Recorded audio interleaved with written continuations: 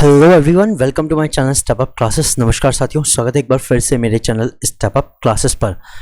Friends, KVS, NVS, D triple और EMRS की जो सेंट्रल हमारी वैकेंसी आती है, केंद्रीय सरकार के थ्रू जो वैकेंसी आती हैं, उनके लिए मैंने टीजीटी साइंस का सिलेबस शुरू कर दिया है। और इस सिलेबस में मैं आपको नोट्स प्लस प्रैक्टिस क्वेश्चन के साथ पूरी तरह से तैयारी करा रहा हूँ, बिल्कुल केवीएस एनवीएस का जो एग्ज़ाम लेवल आता है उसके अकॉर्डिंग।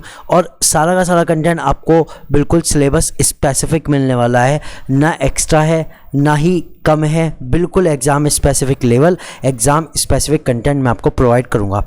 फ्रेंड्स, इसी सीरीज में यूनिट 1 का चैप्टर 2 आज हम कंटिन्यू करने वाले हैं, जिसका नाम है नेचर ऑफ मैटर। फ्रेंड्स, मैं आपको बता दूं, ये जो नेम्स मैंने दिए थे, ये मैंने दिए थे केवीएस के अकॉर्डिंग, जो केवीएस का सिलेबस है ऑफिशियली उसके अकॉर्डिंग, क्योंकि ज़्यादातर सिलेबस सब में कॉमन है। लेकिन जो मैंने इनमें टॉपिक इंक्लूड किए हैं फ्रेंड्स, वो इन सब एग्ज़ाम के इंक्लूड करके ही मैंने इसमें टॉपिक इंक्लूड किए हैं। कहीं कोई टॉपिक अगर ऐड होता है तो वो मैं आपको बता देता हूँ।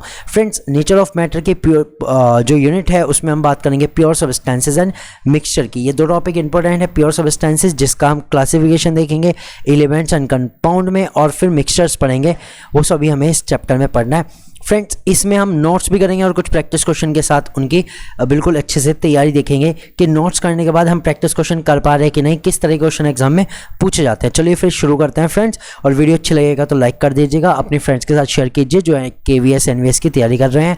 और फ्रेंड, अगर आप चैनल पर नए हैं तो सब्सक्राइब जरूर कीजिएगा। पूरी तैयारी कराने का प्रॉमिस मैं आपसे कर रहा हूँ। तो फ्रेंड्स, सबसे पहले मैं एक बार सिलेबस पे आपका ओवरव्यू करा देता हूँ। तो ये जो सिलेबस लिखा था मैंने, वो केवीएस के अकॉर्डिंग लिखा था। केवीएस टीजीटी साइंस का ये सिलेबस था, और साइंस में आपको पता है फिजिक्स, केमिस्ट्री, बायो तीनों आते हैं। फिलहाल हम केमिस्ट्री कर रहे हैं, फिर हम फिजिक्स करेंगे और फिर बायो भी हम कंटिन्यू करेंगे। ठीक है, बात करते हैं। देखो, यूनिट 1 को मैंने 3 पार्ट में डिवाइड करा था। पार्ट 1 चैप्टर नंबर 1 था मैटर, नेचर एंड बिहेवियर, जो मैं करा चुका हूँ, वीडियो ऑलरेडी यूट्यूब चैनल पर अपलोड है।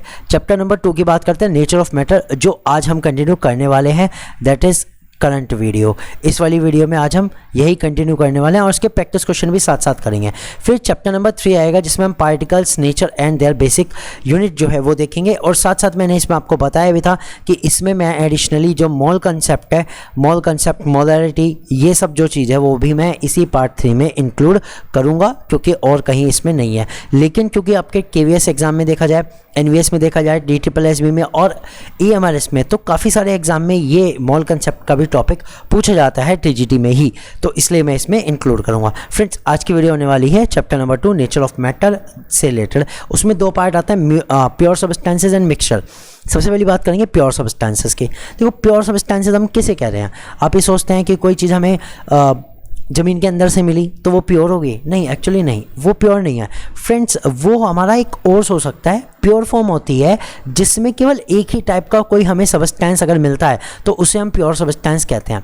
They have the fix composition, इनका कंपोजिशन फिक्स होता है, यानी आपके पास चाहिए ज़्यादा अमाउंट में हो, कम अमाउंट में हो, इनका जो कंपोजिशन है वो बिल्कुल फिक्स होता है। इनका जो संगठन है, जो इनके अंदर के एटम्स का स्ट्रक्चर है, मॉलिक्यूल्स का स्ट्रक्चर, वो बिल्कुल फिक्स होता है। ठीक है, for example pure form of copper, gold, silver, और pure form of oxygen and glucose, ये सभी क्या होंगे? प्योर सब्सटेंस होंगे। आप कहोगे कि सर जो ग्लूकोज है, ग्लूकोज में तो बहुत सारे मतलब एटम होते हैं, कार्बन भी होता है, हाइड्रोजन भी, ऑक्सीजन भी, तो ये कैसे एक प्योर सब्सटेंस है? फ्रेंड देखो, बात करते हैं अगर ग्लूकोज की, तो हमें पता है उसके अंदर कार्बन, हाइड्रोजन, ऑक्सीजन तो है, लेकिन वो एक फिक्स्ड कंपोजिशन में मिक्स है। ठीक है, उसमें कोई भी कम ज़्यादा नहीं है। अगर कार्बन के 6 एटम है, हाइड्रोजन के 12 हैं, तो ऑक्सीजन के 6 हैं, तो हर एक मॉलिक्यूल के अंदर, ग्लूकोज के एक मॉलिक्यूल के अंदर ये कंपोजिशन फिक्स है। So this is called the fix composition. समझ में आई बात? ओके, नाउ बात करते हैं constituent of pure substance can not be separated by the simple physical method. और सिंपल फिजिकल मेथड से इन कॉन्स्टिट्यूएंट को हम अलग नहीं कर सकते, यानी इनके कंपोजिशन को हम तोड़ नहीं सकते। Pure substances can be further classified into elements and compounds. अब ये जो प्योर सब्सटेंसेस होते हैं, इन्हें 2 कैटेगरीज कर दी जाती है, एक एलिमेंट्स की और एक कंपाउंड्स की। तो एक एक करके पढ़ते हैं, एलिमेंट्स में हम किसको रखेंगे और कंपाउंड्स में हम किसको रखेंगे, क्या इनकी बेसिक चीज़ें हैं। So what is an element? Element को हम शॉर्ट में भी हम क्या कहते हैं? शॉर्ट में हम एलिमेंट को कहते हैं परमाणु तत्व। एलिमेंट्स को हम क्या कहते हैं? एलिमेंट्स को हम कहते हैं तत्व। ओके, एलिमेंट्स तत्व और जो कंपाउंड होते हैं वो यौगिक, ठीक है। तत्व की जो सबसे छोटी यूनिट होती है वो होती है एटम एंड मॉलिक्यूल्स, ठीक है। एटम एंड मॉलिक्यूल्स दोनों के दोनों मिलके एलिमेंट्स बनाते हैं। अब आपको वे सर कंपाउंड्स भी बनाते हैं, ठीक है, मॉलिक्यूल्स में कंपाउंड भी होते हैं। अब उन दोनों में क्या अंतर है वो अभी जब हम एटम एंड मॉलिक्यूल्स पढ़ेंगे तब हम समझेंगे। फिलहाल समझते हैं कि एलिमेंट्स हम किसको कह रहे हैं। देखो, an element is the simplest form of metal that can not be split into simpler substances or built from the simpler substances by any ordinary physical or chemical method. तो ये कह रहे हैं एलिमेंट किसी भी मैटर की वो सबसे छोटी यूनिट है, वो सबसे सिंपलेस्ट फॉर्म है जिसे हम और ज़्यादा नहीं तोड़ सकते, ना ही सिंपल मेथड से उन्हें बना सकते हैं, ठीक है। किसी भी फिजिकल ऑर्डिनरी केमिकल मेथड से उन्हें बना भी नहीं सकते और उन्हें सिंपल मेथड से तोड़ भी नहीं सकते। There are 92 natural elements, 92 natural elements हमारी प्रकृति में पाए जाते हैं 92, और बाकी जो रेस्ट है आर प्रिपेयर्ड आर्टिफिशियली, उन्हें आर्टिफिशियली प्रिपेयर किया गया है। Elements are further classified into metals, non metals and metalloids, और फिर एलिमेंट्स को कैटेगराइज कर दिया गया किसमें, मेटल्स में, नॉन मेटल्स में और मेटलॉइड्स में। ये इनकी प्रॉपर्टी के अकॉर्डिंग इन्हें कैटेगराइज किया गया। फ्रेंड्स देखो, आपके एग्जाम पॉइंट ऑफ व्यू से ये इंपॉर्टेंट है कि आपको कुछ एलिमेंट्स के सिंबल और उनके नाम पता होने चाहिए, ठीक है। तो मैंने यहाँ से टेबल दिया 1 से लेके 20 तक के, तो पढ़ लेते हैं एक बार। देखो, एटॉमिक नंबर 1 पे जो है हमारा हाइड्रोजन है, सिंबल इसका H है, इसकी वैलेंसी 1 होती है, ठीक है। हीलियम की बात करते हैं, हीलियम 2 पे हीलियम है, 3 पे लिथियम, 4 पे बेरिलियम, 5 पे boron, carbon, nitrogen, oxygen, fluorine and neon. फिर उसके बाद है 11 पे sodium, 12 magnesium, 13 aluminium, 14 silicon, 15 phosphorus, 16 sulphur, 17 chlorine, 18 argon, 19 potassium और 20 कैल्शियम, ये सब है, ठीक है फ्रेंड्स। अब ये आपके लिए इंपॉर्टेंट है, 1 से लेके 20 तक के आपको एलिमेंट्स पता होने चाहिए अगर आप टीजीटी की तैयारी कर रहे हो, और अगर आप पीजीटी की तैयारी कर रहे हो तो आपको पूरी पीरियोडिक टेबल के ऑलमोस्ट सारे एलिमेंट्स क्लियर होने चाहिए। लेकिन टीजीटी में इतने से काम चल जाएगा, 20-30 अगर आपके क्लियर है तो काफ़ी है। इससे ज़्यादा अगर चाहिए होंगे डी ब्लॉक में तो मैं आपको समझा दूंगा, ओके। खैर, बात करते हैं कि इनमें और क्या चीज़ हमें याद रखनी है। एक तो इनके सिंबल याद रखने और इनकी वैलेंसी हमें पता होनी चाहिए। वैलेंसी आप अगर इलेक्ट्रॉनिक कॉन्फिगरेशन बनाना आता है तो उसके अकॉर्डिंग भी वैलेंसी हम निकाल सकते हैं, और नहीं आता तो कोई बात नहीं, एज सुन एज पॉसिबल जितनी जल्दी चैप्टर होगा मैं उतनी जल्दी आपको वो समझा दूंगा, ठीक है फ्रेंड। अब देखो, ये तो हमारे कॉमन है, इनको तो हम याद भी कर लेते हैं। इनमें खास बात क्या है, देखो खास बात इस तरह के केसेस में आती है।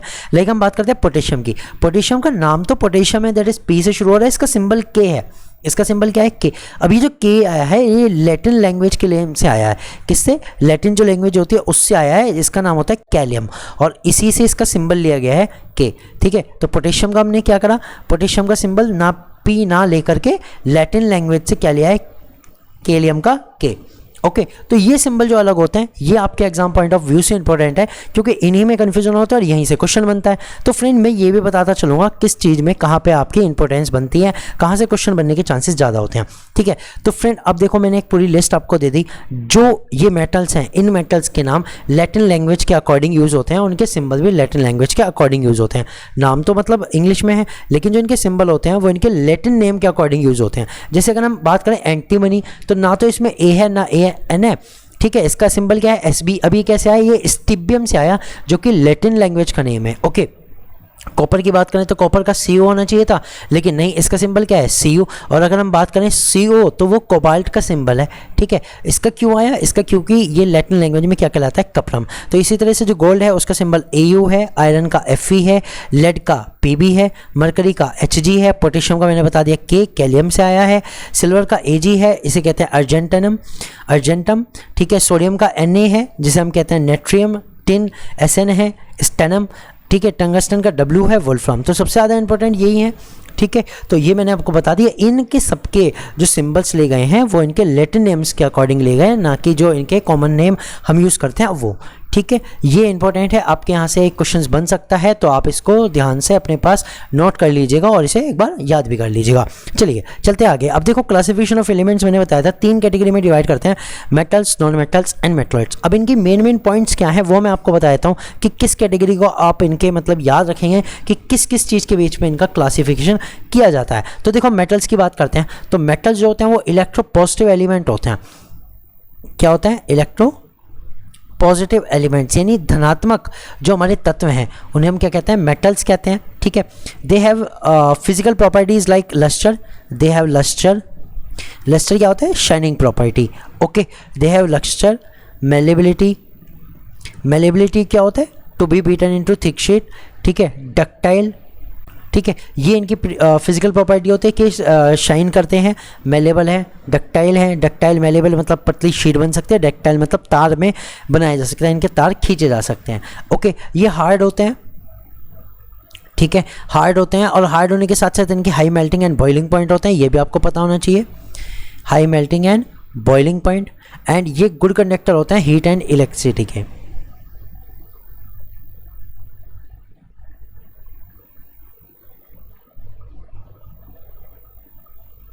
Good conductor of heat and electricity. तो अब आपको फ्रेंड्स मेटल का पता होना चाहिए। जनरली मैं आपको बता दूं, ये चारों के चारों ग्रुप में है, पीरियोडिक टेबल के चारों ग्रुप में है, एस में, पी में, डी में और एफ में, सारे के सारे जो है वो मेटल्स ही भरे पड़े हैं। बात करते हैं नॉन मेटल्स की। तो नॉन मेटल्स की अगर हम बात करें तो इन्हें हम कहते हैं इलेक्ट्रोनेगेटिव एलिमेंट्स। इलेक्ट्रोनेगेटिव क्योंकि नेगेटिव एलिमेंट्स बनाते हैं, नेगेटिव आयंस बनाते हैं, इसलिए इन्हें इलेक्ट्रोनेगेटिव एलिमेंट कहा जाता है, विद्युत ऋणी धातु कहा जाता है, विद्युत ऋणी तत्व कहा जाता है। ठीक है फ्रेंड्स, सॉलिड और हाँ, इनकी फिजिकल स्टेट की अगर मैं बात करूँ, ऊपर वाले की भी बात करूँ तो जनरली सॉलिड्स होते हैं। केवल एक मरकरी है जो लिक्विड में है, ये भी ध्यान दो, मरकरी सिर्फ लिक्विड में मेटल है। ओके, और अगर मैं नॉन मेटल्स की बात करूं तो अगर मैं फिजिकल स्टेट की बात करूं तो ये सॉलिड भी होते हैं, लिक्विड भी होते हैं, और फ्रेंड्स ऐसे भी नॉन मेटल्स हैं जो गैस में होते हैं, जैसे कि ऑक्सीजन, हाइड्रोजन, नाइट्रोजन, ये सब गैस फॉर्म में होते हैं। लिक्विड मेटल की बात करूं, अगर हम लिक्विड नॉन मेटल्स की बात करें तो जो लिक्विड नॉन मेटल होता है वो कौन सा होता है, सिर्फ एक होता है, दैट इज ब्रोमीन। ब्रोमीन जो है लिक्विड फॉर्म में नॉन मेटल होता है। ओके, ठीक है, अब बात करते हैं इनमें क्या कोई physical property like lustre, malleability, ductility होती है? नहीं, इनमें नहीं होती। They have brittle. ये कैसे होते हैं? ये ब्रिटल होते हैं। क्या कैसे होता है? ब्रिटल। ब्रिटल मतलब अगर आप इन्हें चोट मारोगे तो ये टुकड़ों में टूट जाएंगे। ब्रिटल होते हैं, non malleable, non ductile. Okay, और इनके अगर हम बात करें, और ये पी ब्लॉक में पाए जाते हैं, पी ब्लॉक के एलिमेंट्स है, पी ब्लॉक में ही नॉन मेटल्स पाए जाते हैं, इसके अलावा कहीं नहीं पाए जाते। तो ये कौन कौन से हैं हमारे नॉन मेटल्स की अगर मैं बात करूँ? ऑक्सीजन हो गया, क्लोरीन हो गया, फ्लोरीन हो गया, ब्रोमीन हो गया, नाइट्रोजन हो गया, हाइड्रोजन हो गया, और हीलियम हो गया। Helium and plus noble gas जितनी भी है वो सारी की सारी हमारी क्या है? नॉन मेटल्स है। ठीक है, they are not good conductor of heat and electricity. Not good conductor of heat and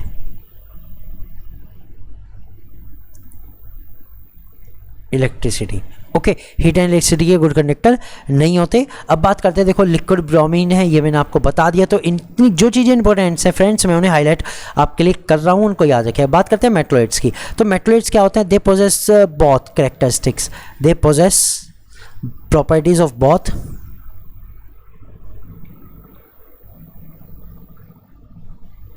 that is of metals and non metals. ठीक है, ये दोनों की प्रॉपर्टी कंटेन करते हैं, मेटल्स की भी और नॉन मेटल्स की भी। जो मेटलॉइड्स होते हैं मैं उनके नाम लिख देता हूँ फ्रेंड्स, क्योंकि ये बहुत थोड़े से हैं। लाइक हम बोरॉन से बात करेंगे, बोरॉन, सिलिकन। ठीक है, सिलिकन के बाद आता है जर्मेनियम, एक सेकेंड, जर्मेनियम, आर्सेनिक, एंटीमनी और टेलुरियम। ठीक है फ्रेंड्स, ये सारे के सारे क्या है? ये सारे के सारे मेटलॉइड्स हैं और इन्हें हम सेमी मेटल्स भी कहते हैं। ठीक है, मेटलॉइड्स भी कहते हैं, सेमी मेटल्स भी कहते हैं, और इन्हें उपधातु हिंदी में कहा जाता है। तो ये फ्रेंड्स एलिमेंट्स का क्लासिफिकेशन था। अब एलिमेंट्स का क्लासिफिकेशन किस बेस पे किया गया है? इनके एटम्स के बेस पे किया गया है कि इनमें जो एटम्स होता है वो सिर्फ एक ही टाइप का होता है, सिंगल टाइप ऑफ एटम होता है। एलिमेंट्स के अंदर सिंगल टाइप का एटम होता है। हाँ, इतनी बात जरूर है, एटम अकेला भी हो सकता है, दो भी हो सकते हैं। दो एटम होंगे तो मॉलिक्यूल्स कहलाएंगे, एक एटम होगा तो एटम्स ही कहलाएगा। ठीक है, तो एलिमेंट्स में क्या होता है मैं आपको यहाँ पे लिख देता हूँ। ठीक है, only one type of atom. Elements में क्या होता है? Only one type of atoms, केवल एक ही टाइप के इनमें एटम्स होते हैं। ओके फ्रेंड्स, क्लियर हुआ? ठीक है, अब बात करते हैं देखो कंपाउंड्स की। कंपाउंड्स में क्या होता है? एक compound is a pure substances made up of two or more elements combined in a definite proportion by mass which could be split by suitable chemical method. अब कंपाउंड्स क्या होते हैं? कंपाउंड्स भी प्योर सब्सटेंसेस हैं जिसमें दो या दो से ज़्यादा एलिमेंट्स आपस में कंबाइंड होते हैं। ठीक है, एक डेफिनेट प्रोपोर्शन में, मास के डेफिनेट प्रोपोर्शन में कंबाइन होते हैं, और इन्हें हम केमिकल मेथड से सेपरेट भी कर सकते हैं। Okay, compound always contain a definite proportion of the same element by mass. ये कहना है कंपाउंड्स में हमेशा सेम एलिमेंट्स का जो होता है डेफिनेट प्रोपोर्शन होता है बाय मास, डेफिनेट प्रोपोर्शन होता है मास का। लाइक इसको मैं एक बार एक्सप्लेन कर देता हूँ, इसे हम लॉ ऑफ डेफिनेट प्रोपोर्शन भी कहते हैं।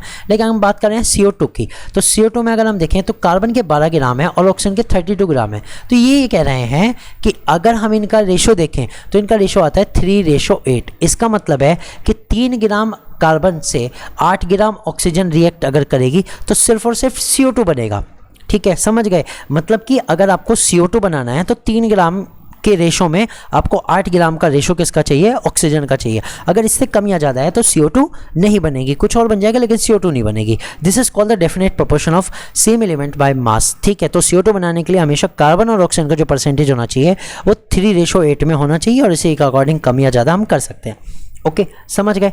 क्लियर हुआ? ठीक है, अगर हम बात करें वाटर की तो वाटर में क्या रेशो होना चाहिए? वाटर में देखो ये होता है 2 ग्राम, ये होता है 16 ग्राम।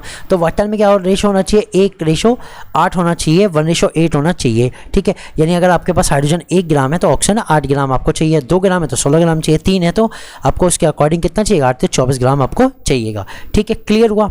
Okay, properties of a compound entirely different from the elements from which they are form. अभी कह रहे जो कंपाउंड्स होते हैं उनकी प्रॉपर्टी जो होती है एलिमेंट से बिल्कुल अलग होती है। एलिमेंट्स की प्रॉपर्टी अलग, कंपाउंड्स की प्रॉपर्टी बिल्कुल अलग होती है। ठीक है, कंपाउंड्स की प्रॉपर्टी एलिमेंट्स की प्रॉपर्टी से अलग होती है।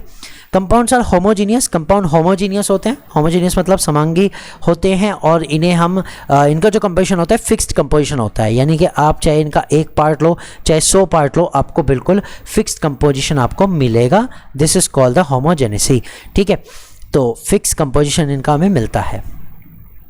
Okay, compound are classified into 2 types. Classified होते हैं 2 टाइप में, ऑर्गेनिक एंड इनऑर्गेनिक। 2 टाइप के होते हैं, ऑर्गेनिक एंड इनऑर्गेनिक्स। ठीक है फ्रेंड्स, तो 2 टाइप के होते हैं। अब बाकी मैं आपको पूरी इसमें थोड़ा सा डिटेल आपको बता देता हूँ।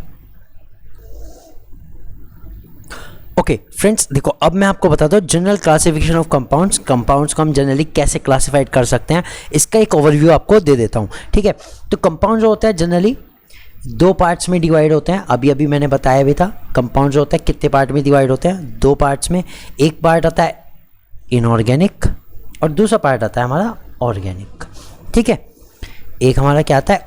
इनऑर्गेनिक और दूसरा आता है ऑर्गेनिक। तो इनऑर्गेनिक कौन से होते हैं फ्रेंड्स? उससे समझने से पहले आप ऑर्गेनिक को समझो। ऑर्गेनिक वो होते हैं जनरली जो कार्बन और हाइड्रोजन मेन होता है। इनमें क्या मेन होता है? Carbon plus hydrogen. ठीक है, ये इनमें मेन होता है। इन्हें हम हाइड्रोकार्बन्स भी कहते हैं। लेकिन ऑर्गेनिक जो है हाइड्रोकार्बन से भी ज़्यादा आप फैल चुके हैं, बहुत सारे ऑर्गेनिक कंपाउंड्स आज की डेट में हैं। तो उनमें और भी सब्सटेंसेस आ गए जैसे कि नाइट्रोजन, ऑक्सीजन, सल्फर, ये सब भी आ गए। तो इसके कारण वो बहुत ही ज़्यादा हो गए। लेकिन मेनली जो होते हैं इन्हें हम ऑर्गेनिक में किसको डिवाइड करते हैं? उनको डिवाइड करते हैं जो किसी ऑर्गेनिज्म से मिले, और इनमें मेनली जो कंपाउंड स्ट्रक्चर होता है वो कार्बन और हाइड्रोजन से मिलने वाले एटम्स का होता है। एटम्स किसके होते हैं? कार्बन और हाइड्रोजन के होते हैं। इनऑर्गेनिक की बात करते हैं, देखो कार्बन और हाइड्रोजन के कंपाउंड्स को छोड़ के बाकी जो सभी आते हैं वो सब इनऑर्गेनिक्स में आते हैं। अब अगर आप चाहो तो इनऑर्गेनिक्स को भी डिवाइड कर सकते हो। लाइक हम इन्हें कैटेगरी वाइज कर सकते हैं एसिड, बेसिस एंड सॉल्ट्स में। ठीक है, इन्हें हम डिवाइड कर सकते हैं एसिड, बेसिस और सॉल्ट्स में कि भाई एसिड को अलग कर लो, बेसिस को अलग कर लो, सॉल्ट्स को अलग कर लो, क्योंकि इनकी प्रॉपर्टी अलग अलग होती है। भाई एसिड जो होते हैं वो एसिडिक बिहेवियर दिखाते हैं, बेस जो होते हैं बेसिक बिहेवियर दिखाते हैं, सॉल्ट जो होते हैं वो न्यूट्रलाइज बिहेवियर दिखाते हैं। अब जो सॉल्ट होते हैं हम उन्हें भी क्लासीफाइड कर सकते हैं। हम उन्हें और कैसे क्लासीफाइड कर सकते हैं? भाई सॉल्ट में क्या हो सकता है? किसी भी जो मेटल है उसका सॉल्ट हो सकता है, उसका सल्फेट हो सकता है, कार्बोनेट्स हो सकता है, बाइकार्बोनेट्स हो सकता है। तो एटसेट्रा इनके बेस पे हम इन्हें डिवाइड कर सकते हैं। ठीक है, तो इनऑर्गेनिक को हम क्लासिफाइड इस तरह से कर सकते हैं। कुछ हम इस बेस पे भी कर सकते हैं कि कोवेलेंट कंपाउंड है, ठीक है, आयनिक कंपाउंड्स हैं। तो ये तो हम कैसे भी कैटेगरी वाइज इनको डिवाइड कर सकते हैं, या फिर कोऑर्डिनेशन कंपाउंड है। तो इस तरह से हम पूरी की पूरी इनऑर्गेनिक केमिस्ट्री में इन सबको डिवाइड कर सकते हैं, अलग अलग कैटेगरी है। अब बात करते हैं कि क्या हम ऑर्गेनिक को आगे भी डिवाइड कर सकते हैं? यस, ऑर्गेनिक को भी अगर हम चाहें तो हम इसे 2 पार्ट में इजीली डिवाइड कर सकते हैं फ्रेंड्स। इसमें एक पार्ट आता है जिसे हम कहते हैं एलिफेटिक, और दूसरा जो आता है उसे हम कहते हैं साइक्लिक। ठीक है फ्रेंड्स, अब एलिफेटिक क्या होते हैं और साइक्लिक क्या होते हैं? तो फ्रेंड्स एलिफेटिक में क्या होता है? Straight carbon chain. इनमें क्या होता है? स्ट्रेट कार्बन चेन होती है। ठीक है, साइक्लिक में क्या होता है? साइक्लिक में क्या होता है? Ring structure. साइक्लिक में क्या होता है? रिंग स्ट्रक्चर या क्लोज्ड स्ट्रक्चर होता है। ठीक है, रिंग या फिर क्लोज स्ट्रक्चर होता है, यानी इनमें बंद स्ट्रक्चर होता है, कार्बन कार्बन मिलके बंद स्ट्रक्चर बनाएंगे। तो एलिफेटिक का एग्जांपल लाइक हम बताते हैं, ये कार्बन कार्बन सीधी चैन है, बिल्कुल स्ट्रेट है, ठीक है, इनमें जो ब्रांच जुड़ रही है वो भी स्ट्रेट जुड़ेगी। अब अगर साइक्लिक की बात करो तो साइक्लिक में कुछ इस तरह से हम कंपाउंड्स को बना के दिखा सकते हैं कि भाई ये जो है एक रिंग स्ट्रक्चर बन गया, ये बंद हो गया तो एक रिंग स्ट्रक्चर बन गया, ठीक है फ्रेंड्स। तो ये हमारा डिवीजन हो गया। अब अगर इससे भी आगे चलो तो साइक्लिक में आपके 2 पार्ट डिवाइड हो जाते हैं। साइक्लिक में आपके कितने पार्ट डिवाइड हो जाते हैं? 2। साइक्लिक में 2 पार्ट है, एक तो आता है होमोन्यूक्लियर और दूसरा आता है हेट्रोन्यूक्लियर, ठीक है, होमोन्यूक्लियर एंड हेट्रोन्यूक्लियर। अब होमोन्यूक्लियर क्या होंगे भाई? देखो होमोन्यूक्लियर का मतलब है समान न्यूक्लियर वाले, जिसमें सारे के सारे कार्बन हो, जिसमें सारे के सारे कार्बन हो, कार्बन के अलावा इस सीरीज में बीच में कुछ ना है। हेट्रोन्यूक्लियर क्या होता है भाई? कार्बन तो है ही साथ में, लेकिन कोई और भी आ गया जिसके पास टेंडेंसी है जुड़ सकने की, वो भी इसमें आके जुड़ गया, तो इन्हें हम हेट्रोन्यूक्लियर कहते हैं। जैसे इसकी बात करते हैं, ये हमारा क्या है? ये हमारा फ्यूरॉन है। तो फ्यूरॉन जो होता है वो किसका एग्जाम्पल है? वो हेट्रोन्यूक्लियर साइक्लिक ऑर्गेनिक कंपाउंड का एग्जाम्पल है, ठीक है फ्रेंड्स, क्लियर हुआ? ओके। अब अगर हम बात करें, इनको भी हम 2 पार्ट में डिवाइड कर सकते हैं होमोन्यूक्लियर को। इसमें से हमारे 2 पार्ट कौन से आ सकते हैं? इसमें से हमारे 2 पार्ट आते हैं, एक तो आता है एरोमेटिक और दूसरा आता है हमारा सिंपल वाला एलिसाइक्लिक। अब एलिसाइक्लिक और एरोमेटिक, एरोमेटिक सबसे ज़्यादा मोस्ट इंपॉर्टेंट है फ्रेंड्स, इन्हें हम बेंजीन कंपाउंड्स भी कहते हैं। हम इन्हें और क्या कहते हैं? हम इन्हें बेंजीन कंपाउंड्स भी कहते हैं, ठीक है, क्योंकि बेंजीन और उसके जो डेरिवेटिव्स होते हैं उन्हें हम एरोमेटिक कंपाउंड्स कहते हैं। और अगर हम एलिसाइक्लिक की बात करें तो इसमें बेंजीन जैसा कुछ नहीं है, ठीक है, इनमें क्या होता है? कार्बन की कितने भी कार्बन की सीरीज हो सकती है, बस क्लोज स्ट्रक्चर होना चाहिए, 4 5 कितने भी कार्बन। लेकिन जो बेंजीन होता है उसमें कार्बन कितने होने चाहिए? कार्बन 6 होने चाहिए, और अल्टरनेटिवली उनमें डबल और सिंगल बॉन्ड होना चाहिए। इनके स्ट्रक्चर में क्या होना चाहिए? डबल और सिंगल बॉन्ड होना चाहिए। दैट इज, इसमें अगर हम देखें तो 4n+2 पाई इलेक्ट्रॉन होना चाहिए। कितने? 4n+2 पाई इलेक्ट्रॉन इसमें होने चाहिए, ये इसके लिए कंडीशन है एरोमेटिक होने की, ठीक है फ्रेंड्स। तो ये था किसका क्लासिफिकेशन? कंपाउंड्स का क्लासिफिकेशन, जो शॉर्ट में मैंने आपको बता दिया। ओके, इसके अलावा फ्रेंड्स कंपाउंड की बात करें तो मैंने कहा ना कि और जो हमारे इनऑर्गेनिक कंपाउंड्स होते हैं बहुत ज़्यादा होते हैं। हर तरह का जो इनऑर्गेनिक कंपाउंड्स है वो आ सकता है एसिड में, बेसिस में, सॉल्ट में, इनमें। तो आपको एक चीज़ याद रखनी है कि ये कुछ इंपॉर्टेंट कंपाउंड्स हैं, उनके केमिकल फार्मूला मैंने आपको दे दिए, इनको याद जरूर कीजिएगा। ये सारे के सारे बिल्कुल इंपॉर्टेंट है, एग्जाम में स्पेसिफिक दिए हैं, जो एग्जाम में जनरली पूछे जाते हैं। तो जैसे कि ड्राई आइस है, इसे आपको पता होगा, ये तो सॉलिड कार्बन डाइऑक्साइड है, तो इसे CO2 कहते हैं। इसके बाद स्लेक लाइम, ब्लीचिंग पाउडर, ये इनके कॉमन नेम दिया जाता है जनरली, और केमिकल नेम या फिर फॉर्मूला पूछा जाता है। तो मैंने टेबल भी उसी से बनाई कि क्या दिया जाता है और क्या पूछा जाता है और क्या चीज़ उसमें हमें पता होनी चाहिए, वो सब। ओके फ्रेंड्स, क्लियर हो गया? चलो यहीं से आपको एक चीज़ बताता हूँ। आप ये देखिए, कुछ कंपाउंड में ना ये लिखा रहता है वाटर, ये लिखा रहता है H2 लिखा हुआ है। अब H2 इन्होंने अलग से ऐसे क्यों लिखा हुआ है डॉट लगा के? फ्रेंड्स, इस वाले H2 को हम क्या कहते हैं? इस वाले हम H2 को हम कहते हैं water of crystallisation, water of crystallisation. अब ये वाटर ऑफ क्रिस्टलाइजेशन क्या कर रहा है? इसके 2 चीज़ हैं। देखो, एक तो वाटर इन्हें क्रिस्टलाइज कर रहा है। अगर आप इनका नेचुरल स्ट्रक्चर देखेंगे तो आपको ये लगेगा ये थोड़े से क्रिस्टल फॉर्म में होते हैं। क्रिस्टल मतलब थोड़े से ट्रांसपेरेंसी वाले और क्रिस्टल टाइप के होते हैं। जैसे चीनी अगर मैं कहूँ तो वो भी क्रिस्टलाइन फॉर्म में होते हैं, लेकिन उसमें वाटर इस तरह से नहीं होता, लेकिन वो क्रिस्टलाइन फॉर्म में। मैं एक एग्जांपल देने के लिए बता रहा हूँ, ठीक है। तो इसे क्या कहते हैं? Water of crystallisation. और वाटर ऑफ क्रिस्टलाइजेशन जितने भी इसमें जुड़े हुए हैं उतने ही होते हैं। तो अगर मैं इसकी बात करूँ तो वाटर ऑफ क्रिस्टलाइजेशन कितने हैं? 24। इसमें बात करूँ तो 7 है। इसमें हम बात करें अगर तो इसमें सिर्फ कितना है? इसमें हाफ है। देखो ये लिखा हुआ है हाफ। ओके, इसमें बात करूँ तो 2 है। इसमें वाटर ऑफ क्रिस्टलाइजेशन 7 है। इसमें 6 है।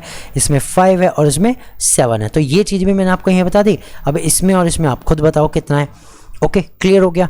ठीक है।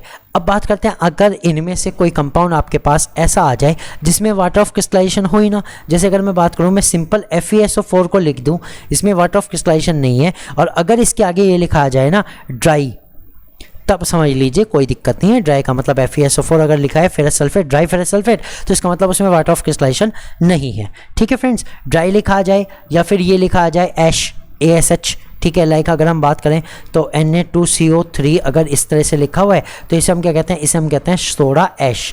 ऐश मतलब राख, ठीक है, ऐश मतलब राख, और Na2CO3 सोडियम कार्बोनेट। और अगर इसमें H2O लग गया, अगर इसमें H2O लग गया, तब ये जो कंपाउंड है तब हम इसे क्या कहेंगे? हम इसे कहेंगे सोडा। क्या कहेंगे, सोडा या सोडियम कार्बोनेट, ठीक है, सोडियम कार्बोनेट डेकाहाइड्रेट। ठीक है फ्रेंड्स, क्लियर हुआ, ये चीज़ें भी आप याद रखिएगा, ये इंपॉर्टेंट कंपाउंड्स हैं, आप इनके फॉर्मूला जरूर लिख लीजिएगा और याद कर लीजिएगा। उसके बाद हम बात करेंगे कुछ एलॉयज़ की। अब एलॉयज़ की अगर मैं बात करूँ तो फ्रेंड्स एलॉयज़ जो होते हैं वो होमोजेनियस मिक्सचर होते हैं दो या दो से ज़्यादा एलिमेंट्स का।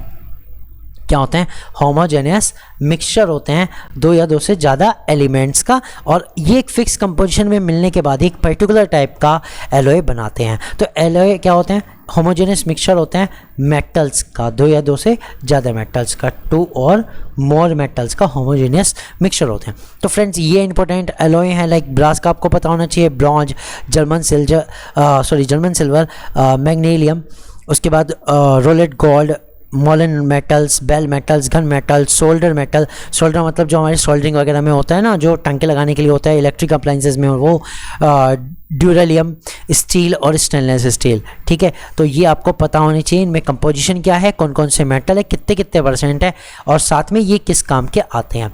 ओके फ्रेंड्स, ये सारी चीज़ें जो आपको बता रहा हूँ ना, बिल्कुल एग्जाम स्पेसिफिक है, ये आप मान के चलिए एग्जाम में इनमें से क्वेश्चंस बनते हैं, इसलिए मैं आपको ये चीज़ें बता रहा हूँ। ओके, अब फ्रेंड्स हमारा प्योर सब्सटेंस का पार्ट यहीं पे खत्म होता है। प्योर सब्सटेंस में हमने पढ़ा कि प्योर सब्सटेंसेस दो टाइप के होते हैं, एलिमेंट्स एंड कंपाउंड्स। एलिमेंट्स जो होते हैं फिक्स कंपोजिशन वाले होते हैं, ठीक है, और उन्हें और ज़्यादा सेपरेट नहीं किया जा सकता, लेकिन जो हमारे कंपाउंड्स होते हैं उनमें अलग अलग टाइप के एलिमेंट फिक्स कंपोजिशन में जुड़ के आपस में एक कंपाउंड्स बनाते हैं। अब बात करते हैं मिक्सचर की। तो मिक्सचर क्या है, देखो मिक्सचर का मतलब क्या होता है, मिश्रण, किसी भी चीज़ को मिक्स करना। So mixture is a combination of two or more substances in any proportion. तो देखो यहाँ पे बात आ रही है, जो मिक्सचर है वो दो या दो से ज़्यादा सब्सटेंस का मिक्सचर है। अब सब्सटेंस कौन से, क्या प्योर सब्सटेंस, फ्रेंड्स कुछ भी ले सकते हो आप, एलिमेंट्स ले लो, कंपाउंड्स ले लो, कुछ भी ले लो, उन सबको आपस में मिक्स कर लो, लेकिन किसी भी प्रोपोर्शन में, फिक्स प्रोपोर्शन में नहीं, बस ऐसे ही मिक्स किया हुआ है किसी भी प्रोपोर्शन में, and this is called the mixture. तो अगर हम बात करें तो एयर की, अगर हम बात करें तो एयर भी एक क्या है, मिक्सचर है। अब एयर मिक्सचर क्यों है, तो अगर मैं इसकी बात करूं एयर मिक्सचर क्यों है, वो इसलिए है क्योंकि देखो इसमें कौन कौन सी गैस होती है, इसमें नाइट्रोजन होती है, ऑक्सीजन होती है, ठीक है, ऑक्सीजन के साथ साथ इसमें कार्बन डाइऑक्साइड भी होती है, कार्बन डाइऑक्साइड के साथ इसमें आर्गन भी होती है, कुछ अमाउंट में हीलियम भी होते हैं, और वाटर वेपर भी होते हैं, और डस्ट पार्टिकल भी होते हैं। तो एक तरह से ये चीज़ आपस में ना सिर्फ मिक्स है, लेकिन ये आपस में केमिकली रिएक्ट नहीं कर रही हैं, सिर्फ आपस में मिक्स है। So this is called a mixture, इसे हम क्या कहते हैं, मिक्सचर। सॉल्ट प्लस वाटर, अगर हम बात करें, नमक घोल दें अगर पानी के अंदर तो वो भी क्या बन जाएगा, एक मिक्सचर बन जाएगा। चॉक प्लस वाटर अगर हम बात करें तो ये भी क्या बन जाएगा, ये भी एक मिक्सचर बन जाएगा। ठीक है, अब इसी के बेस पे हम मिक्सचर को दो पार्ट में डिवाइड कर सकते हैं। अब देखो यहाँ पे ना एक आपको थोड़ा सा अंतर मिल रहा होगा। अगर मैं सॉल्ट वाटर की बात करूँ, पानी वाले सॉल्यूशन की बात करूँ, ठीक है, यानी मैंने पानी में नमक डाल दिया, उस सॉल्यूशन की बात करूं, और एक मैंने कर दिया चॉक प्लस वाटर के सॉल्यूशन की बात, तो मुझे बताओ क्या दोनों में कुछ अंतर मिलेगा? बिल्कुल मिलेगा। आप कहोगे सर जो नमक है वो पूरी तरह से घुल जाएगा, कुछ भी नहीं बचेगा। ठीक है, अगर मैं चॉक की बात करूं, चॉक प्लस वाटर वाले की, तो उसमें क्या होगा, चॉक थोड़ा बहुत घुलेगी, ज़्यादा नहीं घुलेगी, और बाकी नीचे बैठ जाएगी। ठीक है, अब समझो मेरी बात को। अगर मैं एक सॉल्ट वाटर को घोल के रखूं, मान लो ये गिलास था, ठीक है, इसमें पानी भरा हुआ था और मैंने इसमें नमक घोल दिया, तो क्या आपको नमक अलग से दिखाई देगा? ठीक है, इसमें क्या है, सॉल्ट प्लस वाटर, या मैं इसे कह सकता हूँ सॉल्ट सॉल्यूशन है। ठीक है, क्या इसमें नमक अलग से दिखाई देगा? नहीं देगा। लेकिन अगर मैं पानी में चॉक घोल दूँ तो आपको एक चीज़ पता होगी, इसमें क्या है, आपको चॉक के पार्टिकल्स बिल्कुल अलग अलग दिखाई देंगे। आपको चॉक के पार्टिकल्स बिल्कुल अलग अलग इसमें दिखाई देंगे। और जब अगर चॉक के पार्टिकल आपको दिखाई दे रहे हैं तो मैं क्या कह सकता हूँ, क्या इनका फिक्स कंपोजिशन है? चलो इसे दूसरे तरीके से कर सकते हैं। मान लो मैंने थोड़ी देर दोनों को सॉल्यूशन को रख दिया, तो मुझे पता है चॉक क्या होगी, चॉक ना नीचे सेपरेट होने लग जाएगी। चॉक क्या होगी, चॉक नीचे बैठ जाएगी। और उस केस में अगर मैं इसमें से थोड़ा सा ऊपर से पार्टीशन निकालूं और इसमें भी थोड़ा सा ऊपर से पार्टीशन निकालूं, तो क्या दोनों का कंपोजिशन सेम है पूरे सॉल्यूशन का? नहीं। अगर मैं इसमें से एक चम्मच निकालूं, फिर दो सॉल्ट सॉल्यूशन में से एक चम्मच निकाली, फिर दूसरी निकाली, फिर तीसरी निकाली, मुझे पता है सॉल्ट सॉल्यूशन में से जितने भी निकालूं सबका कंपोजिशन सेम रहेगा, सबके जो नमक का टेस्ट रहेगा वो बिल्कुल सेम रहेगा। लेकिन क्या चॉक वाटर में भी सेम रहेगा? नहीं। चॉक वाटर में क्या होगा, ऊपर तो चॉक कम होगी, ठीक है, तो इसमें जो चॉक होगी वो कम आएगी। ठीक है, दूसरी बार निकालूंगा थोड़ी ज़्यादा जाएगी, और नीचे वाले को अगर मैं करूँगा उसमें सबसे ज़्यादा चॉक है। तो ये क्या हुआ, ये हुआ non uniform composition. Non uniform composition की भाई जो इसका कंपोजिशन है वो कैसा है, नॉन यूनिफॉर्म है। ठीक है, नॉन यूनिफॉर्म मतलब कि एक समान नहीं है। ठीक है, इनके अलग अलग चीज़ में हमें अलग अलग मिलेगी। So this is the best way to explain whatever the fix composition और नॉन यूनिफॉर्म कंपोजिशन। ठीक है फ्रेंड्स, क्लियर हुआ। तो हम अगर किसी भी सबस्टेंस के fix composition non uniform composition को देखना चाहते हैं तो बस ये समझ लो कि क्या थोड़ी देर बाद वो सेटल हो रहा है, क्या उसके हर एक पार्टीशन में हमें सेम चीज़ मिल रही है, same physical or chemical property मिल रही है। अगर मिल रही है तो उसका फिक्स कंपोजिशन है, नहीं मिल रही है तो नॉन यूनिफॉर्म कंपोजिशन है। ठीक है, डिफरेंट कंपोजिशन है या एक तरह से सेपरेट कंपोजिशन है। अब बात करते हैं इसी बेस पे हमारे जो मिक्सचर होते हैं दो टाइप के होते हैं, एक होते हैं होमोजेनियस मिक्सचर और दूसरे होते हैं हेट्रोजेनियस मिक्सचर। तो होमोजेनियस कौन से होते हैं, दे हैव फिक्स और same composition through out the sample. इनका जो कंपोजिशन होता है पूरे सैंपल में सेम रहता है, पूरे का पूरे सब्सटेंस में बिल्कुल सेम रहता है and can not be separated bye simple physical method, और इन्हें सिंपल फिजिकल मेथड से अलग नहीं कर सकते। जैसे कि sugar solution, salt solution, air, alloy, ठीक है, इनको हम सिंपल फिजिकल मेथड से अलग नहीं कर सकते। हेट्रोजेनियस मिक्सचर की बात करते हैं, they have non uniform composition. इनका जो कंपोजिशन होता है नॉन यूनिफॉर्म होता है, कहीं पे ज़्यादा कहीं पे कम, सॉल्यूशन के अंदर कहीं ज़्यादा होते हैं, किसी जगह पे कम होते हैं। Like salt plus sugar solution, grain plus pulses, chalk plus water. ठीक है, ये जो सॉल्यूशन होते हैं, ठीक है, ये सब क्या होंगे, ये जो मिक्सचर होते हैं ये सब क्या होंगे, हेट्रोजेनियस मिक्सचर होंगे, क्योंकि इनमें बिल्कुल यूनिफॉर्म कंपोजिशन नहीं होता। कहीं पे हमें ज़्यादा भी मिल सकता है, कहीं पे हमें कम भी मिल सकता है। दैट्स इट, क्लियर हुआ। ये थे हमारे टाइप। अब फ्रेंड्स बात करते हैं कुछ प्रॉपर्टीज़ की, मिक्सचर की जो प्रॉपर्टीज़ होते हैं वो।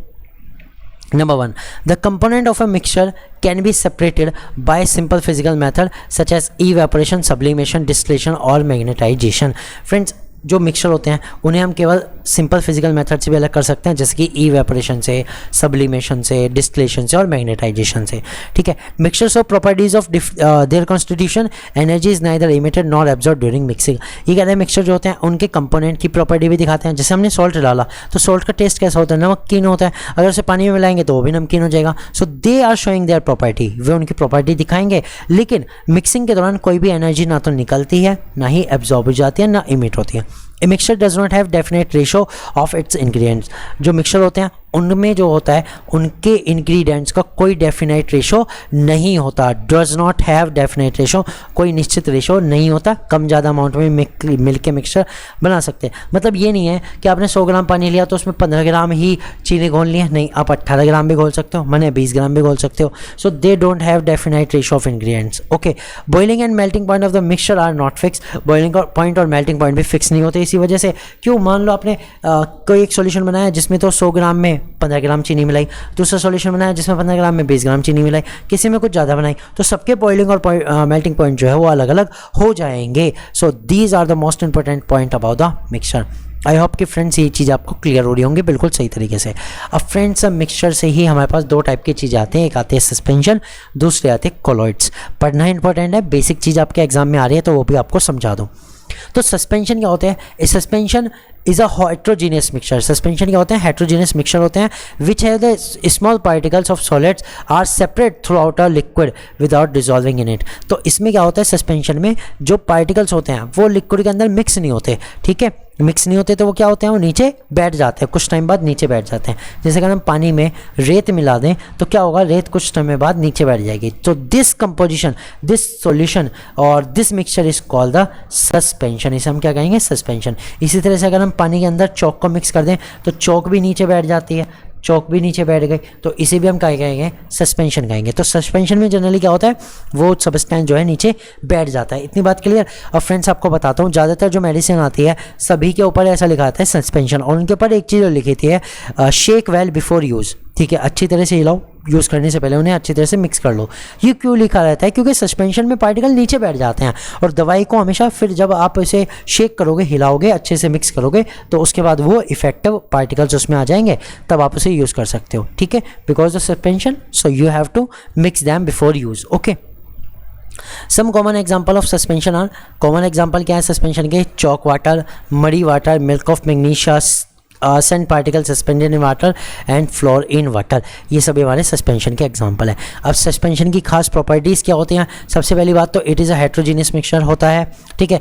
सॉलिड पार्टिकल जो होते हैं थोड़े से बड़े होते हैं, लार्जर देन 100 नैनोमीटर से साइज ज़्यादा होता है, ठीक है। Particle of suspension can be seen easily, इनके पार्टिकल आसानी से देखे जा सकते हैं। और particle do not pass through filter paper, filter paper से पास नहीं होते। So the solution can be separated by filtration, इसलिए सस्पेंशन को फिल्टर करके सेपरेट कर सकते हैं। सस्पेंशन आर अनस्टेबल, अनस्टेबल होते हैं क्योंकि पार्टिकल नीचे बैठ गया तो सॉल्यूशन स्टेबल रहा नहीं, okay. Suspension scatter a beam of light passing through it, और सस्पेंशन क्या करते हैं, लाइट की बीम को स्कैटर भी करते हैं। अगर इनके बीच से जाएगी तो उसका पार्टिकल उसका जो पाथ है वो विजिबल कर देंगे।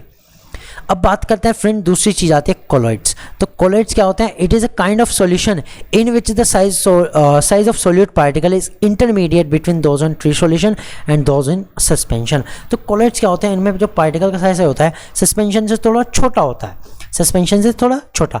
तो ये स्टेबल तो होते हैं, रखने के बाद इनमें पार्टिकल नीचे नहीं बैठते, बट ये क्या करते हैं, कुछ प्रॉपर्टी सस्पेंशन वाली रखते हैं, यानी इनके आर पार भी नहीं देखा जा सकता, ठीक है। इनके आर पार भी नहीं दे सकता। पार्टिकल थोड़े साइज में बड़े होते हैं तो ये क्या करते हैं, ये भी लाइट का जो पाथ है वो विजिबल कर देते हैं, टिंडल इफेक्ट दिखाते हैं, okay.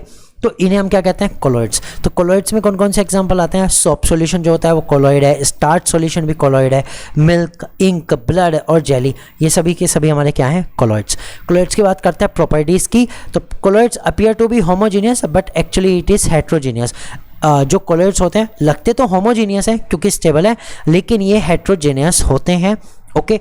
Size of particle in the colloids is bigger than those of true solution but smaller than those of in suspension. ये कहते हैं साइज ऑफ पार्टिकल जो होता है ट्रू सॉल्यूशन से तो ज़्यादा होता है और सस्पेंशन से कम होता है। तो इनकी जो रेंज होती है 1 नैनोमीटर से 100 नैनोमीटर के बीच होती है।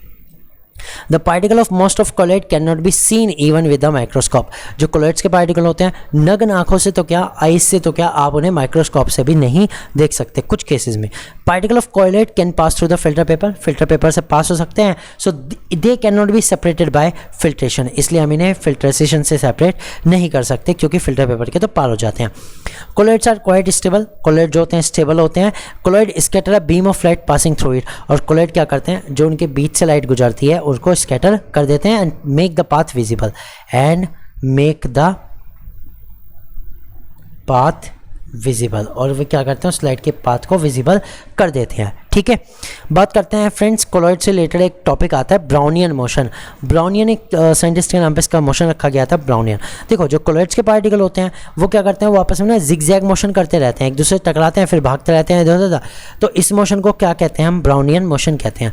The random zigzag motion of the particles of colloid is called the Brownian motion, ठीक है, जिसके कारण ये क्या करते हैं, ये कंटेनर पे प्रेशर भी एग्जर्ट करते हैं। उसके बाद बात करते हैं टिंडल इफेक्ट की। तो फ्रेंड टिंडल इफेक्ट एक बहुत अच्छा इंपॉर्टेंट इफेक्ट है। Scatter the beam of light when it pass through a colloid is called the Tyndall effect. देखो अब हमारे पास एक सॉल्यूशन है जैसे कि सॉल्ट सॉल्यूशन, और एक हमारे पास कोलॉइड है। तो क्या होगा, जो कोलॉइड है वो इस लाइट के पाथ को विजिबल कर देगा, इस लाइट के पाथ को विजिबल कर देगा। कैसा कर देगा, लाइट के पाथ को विजिबल कर देगा, ठीक है। And this effect is called the Tyndall effect. इस इफेक्ट को हम क्या कहते हैं, टिंडल इफेक्ट कहते हैं। टिंडल इफेक्ट की और भी फेनोमेना है, जैसे कि आपने देखा होगा कभी बादलों के बीच से जो सूरज की रोशनी आती है वो विजिबल हो जाता है उसका पाथ, वो भी टिंडल इफेक्ट के कारण होता है, क्योंकि जो पार्टिकल्स होते हैं वाटर वेपर में, ठीक है, मतलब एयर के अंदर जो पार्टिकल्स होते हैं उनसे टकरा के लाइट वो उसका पाथ विजिबल हो जाता है, जिसे हम टिंडल इफेक्ट कहते हैं। तो कोलॉइड जो होते हैं वो टिंडल इफेक्ट दिखाते हैं, ट्रू सॉल्यूशन नहीं दिखाते, और बहुत ही कम में कौन दिखाते हैं, सस्पेंशन भी टिंडल इफेक्ट दिखाते हैं, लेकिन बहुत कम, ओके। अब बात करते हैं फ्रेंड्स क्लासिफिकेशन ऑफ कोलॉइड्स की। तो colloids are classified according to the physical state of dispersed phase solute and the dispersed medium solvent। जो क्लोइड्स होते हैं उसे हम दो पार्ट में डिवाइड कर सकते हैं इस बेस पे कि उनमें डिस्पर्स फेज क्या है और डिस्पर्जन मीडियम क्या है। डिस्पर्स फेज मतलब सोल्यूट किस चीज़ के बने हुए हैं, और dispersion medium that is solvent क्या है, सॉलिड है, लिक्विड है या गैस है। डिस्पर्स फेज सॉलिड है, लिक्विड है, गैस है, इसके बेस पे। तो इसके बेस पे इन्हें 7 ग्रुप में डिवाइड किया जाता है, sol, solid sol, aerosol, emulsion form, solid form और जेल, ठीक है फ्रेंड्स। इनके सबके एग्जांपल मैं आपको दे देता हूँ। देखो डिस्पर्स फेज की बात करता हूँ। डिस्पर्स फेज मतलब आपका सॉल्यूट जो है वो क्या है, और डिस्पर्जन मीडियम दैट इज हमारा जो सॉल्वेंट है वो इसमें क्या है, कौन सी स्टेट में है। तो अगर सोल्यूट भी हमारा सॉलिड है और सॉल्वेंट भी सॉलिड है, तो ऐसे एक चीज़ का नाम सोचो जो जिसमें दोनों चीज़ सॉलिड हो, ठीक है। जैसे कि some coloured glass and the gemstone, जो हमारे पत्थर होते हैं, जेमस्टोन होते हैं, कलर्ड के ग्लास होते हैं, वो इसका बेस्ट एग्जाम्पल है, ठीक है। इन्हें हम क्या कहते हैं, इन्हें हम सॉलिड सोल कहते हैं। अब दूसरा आता है सॉलिड इन लिक्विड। अगर हमारा कोई पार्टिकल, सॉलिड पार्टिकल लिक्विड के अंदर है, ठीक है, तो इसे हम क्या कहते हैं, इसे हम सोल कहते हैं। कोलॉइड्स में इसका क्या नाम है, सोल। तो ये क्या होता है, जैसे कि पेंट्स और जो सेल के फ्लूइड्स होते हैं, वो इनमें क्या होता है, लिक्विड के अंदर थोड़ा सा सॉलिड पार्टिकल होता है, जिसके कारण ये सोल कहलाते हैं और ये कोलॉइड वाली प्रॉपर्टी रखते हैं। सॉलिड की बात करें तो सॉलिड इन गैस की अगर हम बात करें, सॉलिड इन गैस की, तो इन्हें हम कहते हैं एरोसोल। क्या कहते हैं, एरोसोल। तो इसका बेस्ट एग्जांपल क्या है, स्मोक और डस्ट। स्मोक में क्या होता है फ्रेंड्स, आपको पता है, जो सॉलिड पार्टिकल होते हैं वो गैसेस के अंदर मिक्स रहते हैं, ठीक है। ये चीज़ हो गई। अब बात करते हैं लिक्विड टू सॉलिड की। लिक्विड अगर सॉलिड में मिक्स होगा तो इसे हम क्या कहेंगे, जेल कहेंगे। कि भाई लिक्विड तो है लेकिन वो सॉलिड स्टेट में है, तो क्या हो गया, जेल हो गया। जैसे कि चीज़ हो गया, बटर हो गया, जेलीज होगी, जितनी भी चीज़ें हैं, इनमें क्या होता है, जो हमारी डिस्पर्स फेज होती है वो तो लिक्विड होती है, लेकिन जो डिस्पर्जन मीडियम होता है, जो हमें दिखाई देता है, वो सॉलिड स्टेट में होता है। ओके, बात करते हैं लिक्विड इन लिक्विड की। तो ऐसी चीज़ जिसमें दोनों लिक्विड हैं, तो इसे हम क्या कहते हैं, इमल्जन कहते हैं। इसे हम क्या कहते हैं, कोलॉइड्स को इमल्जन। जैसे कि मिल्क, हेयर क्रीम, ये सभी कैसे होते हैं, इमल्जन होते हैं। लिक्विड इन गैस, अब अगर हम बात करें लिक्विड इन गैस की, तो लिक्विड इन गैस का जो कॉम्बिनेशन होता है, इसे हम कहते हैं एरोसोल। इसे भी हम क्या कहते हैं, एरोसोल। तो इसमें क्या होता है, जैसे एग्जांपल है फोग। अब फोग में क्या होता है, देखो फोग जो होता है, कोहरा, उसमें होती तो गैस फेज है, लेकिन उस गैस फेज के अंदर ना लिक्विड के पार्टिकल, वाटर के पार्टिकल्स मिक्स रहते हैं, ठीक है। तो डिस्पर्स फेज क्या होगी, लिक्विड हो गई, वाटर पार्टिकल्स के कारण।